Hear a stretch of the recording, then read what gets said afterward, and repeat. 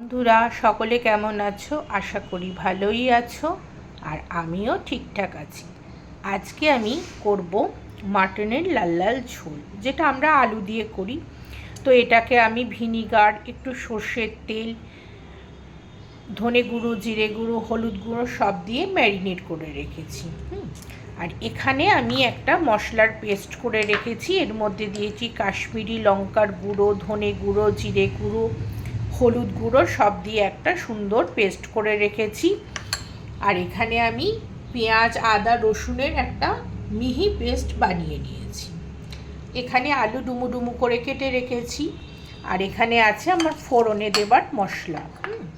তো আমি তেলটা এবার গরম করে নেব। আর তেলের মধ্যে একটু আমি হলুদ দিয়ে দিয়েছি, কারণ হলুদ দিয়ে আলুগুলোকে ভাজলে আলুর কালারটাও সুন্দর আসে আর দেখতেও ভালো লাগে। তো তেলটাও আমার গরম হয়ে গেছে, আলুগুলো দিয়ে দিয়েছি। এবার আলুগুলোকে আমি একটু লালচে করে ভেজে নেব। তো আমার আলুগুলো সুন্দর লাল লাল করে ভাজা হয়ে গেছে। এবার আমি আলুগুলোকে তুলে নেব। তো আমি আলুগুলো তুলে নিয়েছি। ওই তেলের মধ্যেই আরেকটু তেল আমি যোগ করে এবার আমি ফোড়নটা দিয়ে দেব। তেজপাতা, শুকনো লঙ্কা, দারচিনি, সাদা জিরে এগুলোকে আমি দিয়ে আরেকটু ভেজে নেব।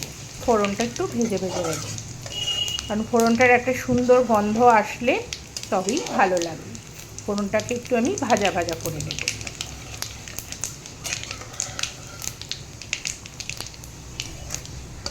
তো দেখো ফোড়নটা আমার ভাজা ভাজা হয়ে গেছে।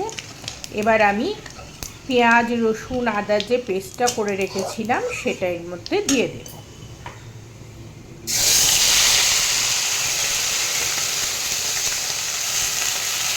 সেটা এর মধ্যে দিয়ে দিয়েছি। এবার একটু ভাজা ভাজা করে নেব, কারণ পেঁয়াজের, রসুনের থেকে তো একটা কাঁচা গন্ধ বেরোয়।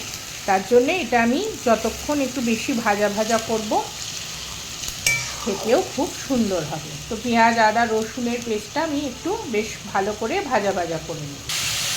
তো দেখো পেঁয়াজটাও আমার অনেকটা ভাজা ভাজা হয়ে গেছে। এরপর আমি এর মধ্যে নুনটা দিয়ে দেব। পরিমাণ মতো নুনটা এর মধ্যে আমি দিয়ে দেব। আর দেব টমেটো কুচি।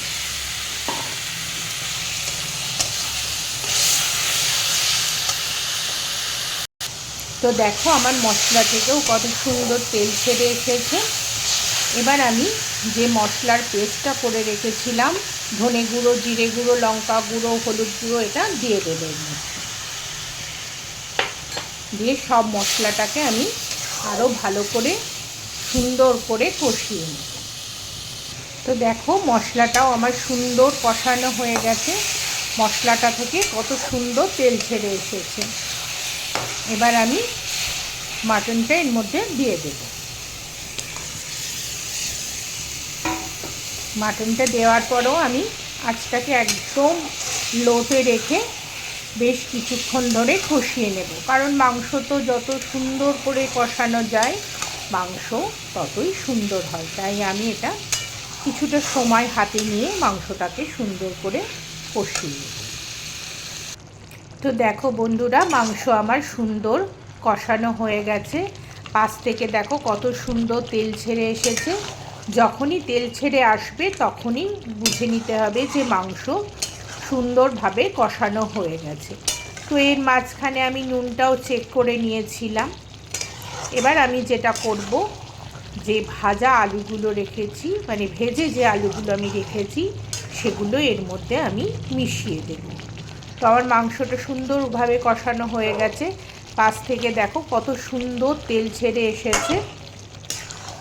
তো আমি এর মধ্যে এবারে ভাজা আলুগুলো মিশিয়ে দেব। এবার মিশিয়ে দেওয়ার পরেও আরও কিছুক্ষণ কষে নেব, কারণ মাংস যদি আমরা সুন্দরভাবে মানে কষাই, মাংস কষাতে কষাতেই অর্ধেকটা সেদ্ধ হয়ে যায়। তো দেখো বন্ধুরা আলুটা দেবার পরও মাংসটা আমি সুন্দরভাবে আরেকটু কষিয়ে নিলাম। আর মাংসটা থেকে কত সুন্দর তেল ছেড়ে এসেছে। দেখো মাংস যত সুন্দরভাবে কষানো যায় মাংসর টেস্টও তত সুন্দর হয়, আর তাড়াতাড়ি সেদ্ধও হয়ে যায়, খেতেও খুব সুন্দর লাগে। তো মাংসটা আমার একদম সুন্দরভাবে কষানো হয়ে গেছে। তো আমি এখন যে কাজটা করব, মাংস যখনই আমরা করি তাতে যদি গরম জল দিই তো সেদ্ধটাও তাড়াতাড়ি হয়ে যায় আর সুন্দর সেদ্ধও হয় আর খেতেও খুব সুন্দর লাগে।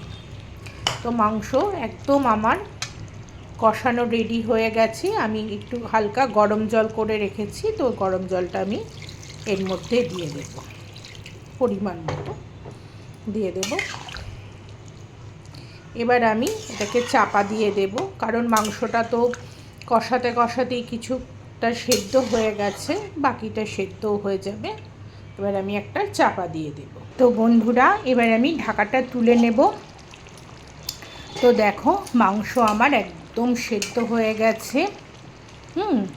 তো মাটনের লাল লাল ঝোল ঝোল একদম রেডি হয়ে গেছে।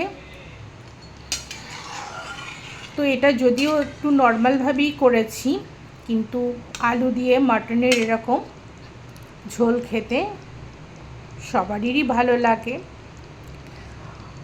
তো একদম মাংস আমার রেডি হয়ে গেছে। তো মাংসটা রেসিপিটা যদি ভালো লাগে কমেন্টে অবশ্যই জানিও বন্ধুরা। আজকের মতন এই পর্যন্তই, আবার অন্য কোনো দিন অন্য কোনো রেসিপি নিয়ে আসবো। তো আজকের মতো আমার তো মাটন একদম রেডি হয়ে গেছে বন্ধুরা। আজকের মতন এই পর্যন্তই, টাটা।